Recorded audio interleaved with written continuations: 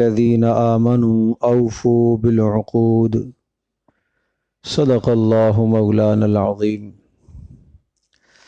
سورۃ المائدہ کی پہلی آیت اور سورۃ المائدہ کا آغاز ان الفاظ سے ہے، اے ایمان والو وعدوں کو پورا کیا کرو،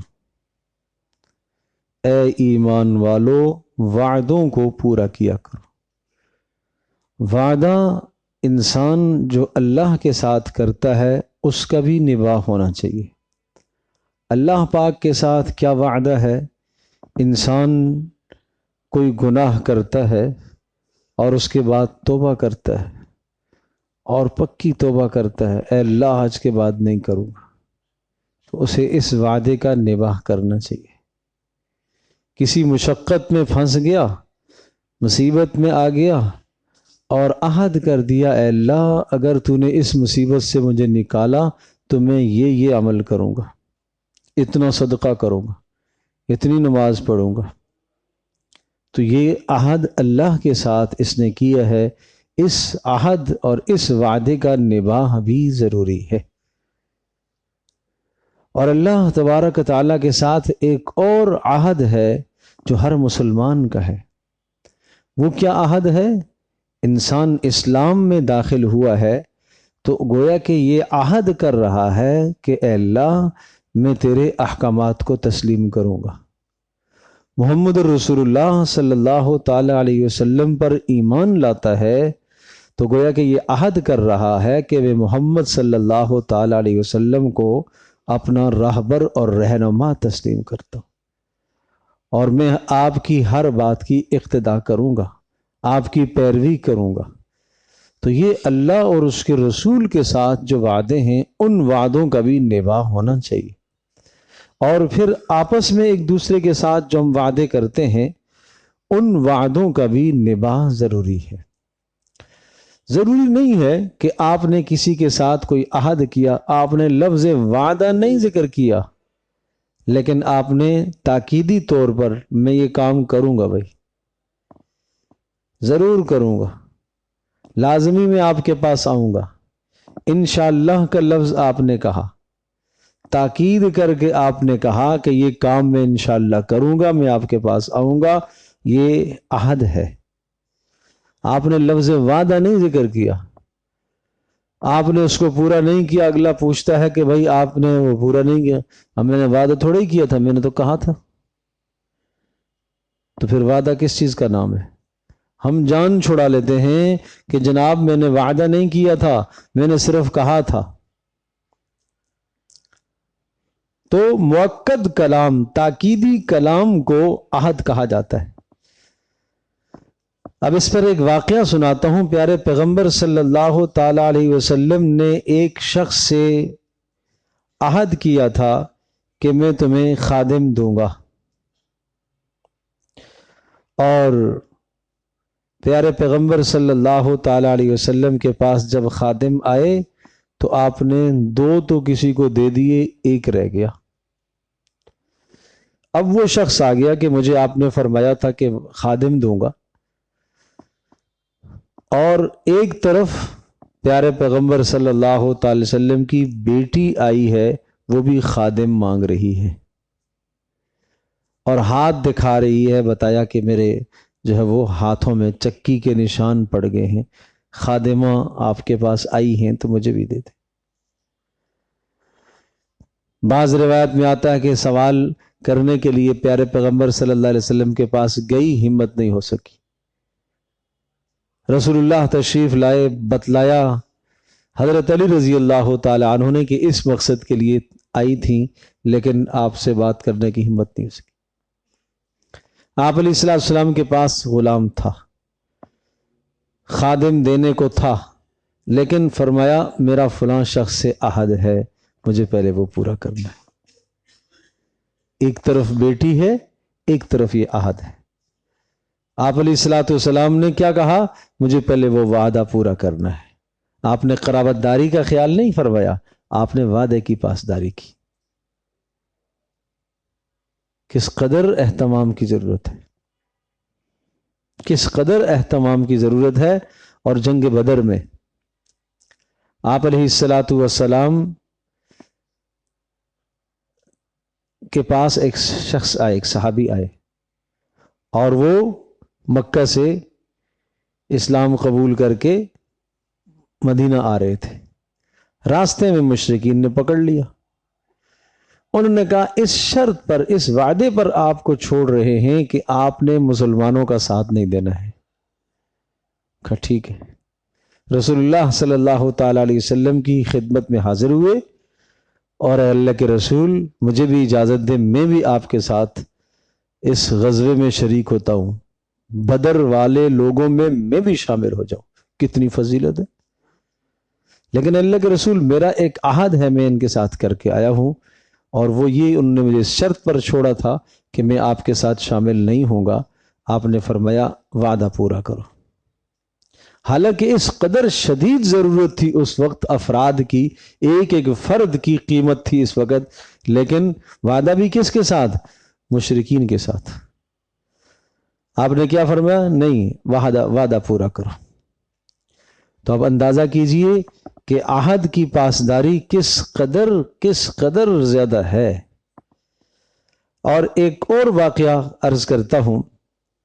ایک شخص پیارے پیغمبر صلی اللہ تعالی علیہ وسلم کے ساتھ کوئی معاملہ کیا اور کہا کہ میں ابھی آتا ہوں۔ وہ گھر جا کے بھول گیا۔ پیارے پیغمبر صلی اللہ تعالی علیہ وسلم وہاں ہی رکے رہے، اگلے دن بھی، دوسرے دن بھی، تیسرے دن وہ آدمی اسے یاد آئی کہ میں تو بٹھا کے آیا تھا وہاں۔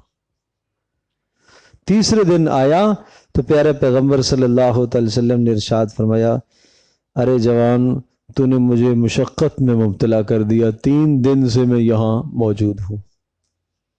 کوئی کر سکتا ہے ایسے؟ یہ وعدے کا نبھا۔ اور پھر رسول اللہ صلی اللہ تعالی وسلم نے ارشاد فرمایا، ثلاث من کن فیہ فہو منافق۔ 3 برائیاں جس شخص میں پائی جائیں وہ پکا منافق ہے۔ وَإِن صَامَ وَصَلَّى وَزَعَمَ أَنَّهُ مسلم، اگرچہ وہ روزہ بھی رکھ رہا ہو اور وہ نماز بھی پڑھ رہا ہو اور اس کا گمان ہو کہ میں مسلمان ہوں، تب بھی منافق ہے، اس میں نفاق ہے۔ کیا 3 برائیاں؟ اذا حدث کذب، جب بات کرے تو جھوٹ بولے، وَإِذَا وَعَدَ أَخْلَفَ، وعدہ کرے تو خلاف ورزی کرے، وَإِذَا اؤْتُمِنَ خَانَ، جب اس کو کوئی امانت دی جائے تو اس میں خیانت کرے۔ کیا یہ آج ہمارے اندر یہ برائیاں نہیں پائی جاتی؟ ہم سب کچھ کرنے کے بعد ہم مسلمان بھی ہیں، ہم سب کچھ کرنے کے بعد جنت کے دعوے دار بھی ہیں، ہم سب کچھ گناہ اور جرائم کرنے کے بعد بھی ہم مطمئن بیٹھے ہیں۔ اور ایک روایت میں ارشاد فرمایا، 4 من کن فیہ کان منافقا ومن کانت فیہ خصلۃ منہن کان فیہ خصلۃ من النفاق حتی یدعها، او کما قال علیہ الصلوۃ والسلام۔ فرمایا 4 برائیاں جس شخص میں ہوں وہ تو منافق ہے۔ ایک روایت میں منافقاً خالصاً، پکا منافق۔ اور جس شخص میں ان 4 برائیوں میں سے ایک بھی ہوگی تو اتنا درجے کا نفاق اس میں رہے گا، منافقت اتنی درجے کی رہے گی اس میں، یہاں تک کہ اسے چھوڑے۔ وہ کیا؟ اذا حدث کذب، بات کرے تو جھوٹ بولے، یہ وہی جو پہلے آ چکی۔ وَإِذَا وَعَدَ أَخْلَفَ، جب وعدہ کرے تو خلاف ورزی کرے۔ وَإِذَا عَاهَدَ غَدَرَ، جب وعدہ کرے، جب معاہدہ کرے تو غداری کرے، دھوکہ کرے، معاہدہ کرے تو دھوکہ کرے۔ وَإِذَا خَاصَمَ فَجَرَ، اور جب کوئی بحث مباحثہ کسی سے ہو جائے، جھگڑا ہو جائے تو گالیاں دے، گالیاں دے۔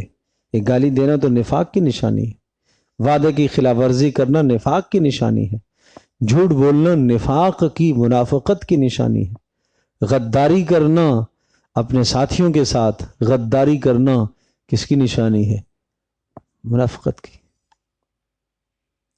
کہتے ہیں محمود غزنوی رحمہ اللہ کے باعث ایک شخص ایک چکور لے کے آیا. چکور ایک پرندہ ہے اور بڑی اس نے قیمت لگائی اس کی, بڑا مہنگا بیچ رہا تھا. تو کہا اس میں کیا کمال ہے, یہ اتنا مہنگا کیوں ہے؟ اس نے کہا اس میں کمال یہ ہے کہ یہ ایسی آواز لگاتا ہے کہ اس کی آواز پر چکور سارے اکٹھے ہو جاتے ہیں اور شکار کر لیتا ہوں. شکار کرنا آسان, یہ شکاری. تو وہ جو مہنگے دام تھے, ان مہنگے داموں سے بادشاہ نے اس پرندے کو خریدا اور خریدتے ہی سب کے سامنے اس کی گردن کاٹ دی. سب لوگ پوچھنے لگے کہ بادشاہ سلامت, اتنا مہنگا آپ نے پرندہ خریدا اور فوری آپ نے اس کی ذبح کر دیا, گردن کاٹ دی, کیوں؟ کہا میں تمہیں بتانا چاہ رہا ہوں کہ جو اپنی قوم کے ساتھ غداری کرتا ہے اس کی یہی سزا ہونی چاہیے. یہ اپنی قوم کے ساتھ غداری کر رہا ہے نا, یہ آوازیں نکال رہا ہے تو جمع ہوتے ہیں پرندے, دوسرے جمع ہوتے ہیں اور پھر شکاری کیا کرتا ہے؟ شکار کرتا ہے. تو یہ اپنی قوم کے ساتھ غداری کر رہا ہے. آج ہم بھائیوں کے ساتھ, قرابت داروں کے ساتھ, دوستوں کے ساتھ, محلے داری کے ساتھ آج غداری نہیں ہے. کتنی چیزوں میں ہم دھوکے کر جاتے ہیں. تو اس لیے میرے عزیز دوستوں اور بزرگوں, آئیے آج ہم نیت کرتے ہیں اس مجلس پہ کہ ہم وعدے کی خلاف ورزی نہیں کریں گے انشاءاللہ. آج ہم نیت کرتے ہیں انشاءاللہ ہم جھوٹ نہیں بولیں گے. آج ہم نیت کرتے ہیں کسی کو ہم دھوکہ نہیں دیں گے انشاءاللہ. آج ہم نیت کرتے ہیں انشاءاللہ کسی کو ہم گالی نہیں دیں گے. یہ نیت کریں اور یہ اپنے گھر میں بھی بات چلائیں, اپنے بچوں میں, اپنی فیملی میں یہ بات ذکر کریں. یہ جب باتیں آپ کہیں گے تو انشاءاللہ گھر کا ماحول بھی بدلے گا. ورنہ آپ تو دیندار بن گئے, اگر گھر کا ماحول آپ نے نہیں بدلا پھر بالآخر آپ کو جھوٹ بولنا پڑے گا, پھر بالآخر آپ کو گالیاں دینی پڑیں گی, کسی دن زبان پہ آ جائیں گی. اپنے کے گھر کا ماحول ایسا بنا ہوا ہو کہ گالیوں کی نوبت ہی نہ آئے. تو اس لیے اپنے گھر کا ماحول بھی بدلو, بچوں کی زندگیوں کو بدلو, اپنی زندگیوں کو بدلو. یہ قرآن, یہ حدیث, یہ فقہ, یہ ساری باتیں سننے سنانے کا مقصد, اس مجلس کا مقصد ہماری اصلاح ہو جائے. بھائی اس مجلس کا مقصد ہماری اصلاح ہو جائے, ہمارے باطن درست ہو جائے, پیارے پیغمبر صلی اللہ تعالی علیہ وسلم کی مبارک سیرت اور زندگی ہماری زندگی کے اندر آ جائے. اللہ پاک ہم سب کے لیے عمل کرنا آسان فرمائے.